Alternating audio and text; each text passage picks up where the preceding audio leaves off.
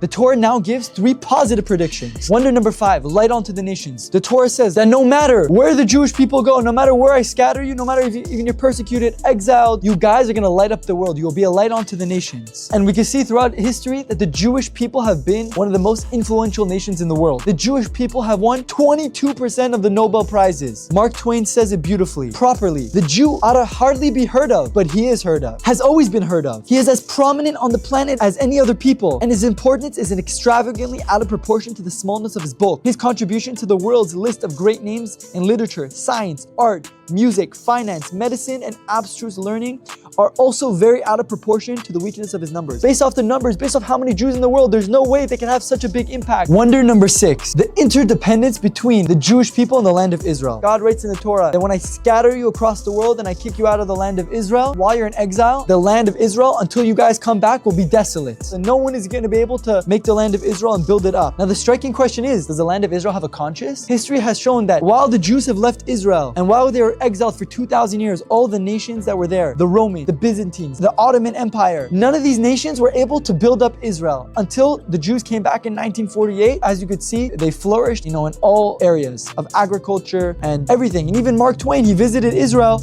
and he said while he's in Israel, this is before the Jews came, he said it's desolate, there's nothing there. How can a human being write thousands of years ago that while his nation is gone, that the land will not be able to produce fruit and vegetables? Only God could have written that. Wonder number 7, the miraculous return of the Jewish people to the land of Israel. God writes in Deuteronomy that after he scatters us and exiles us, he will gather us from all the nations he scattered us and bring us back to the land of Israel. Now, for 2,000 years, the Jewish people have been exiles from their land. No nation in the history of this entire world has ever been exiled for 2,000 years and returned to the land. All of this was predicted in the Torah. Who in their right mind could write that? No one could write this in a book 3,300 years ago, that the nation will be kicked out and after thousands of years will return back to their land. That is a clear indication that the Torah could have never been made up by a human being.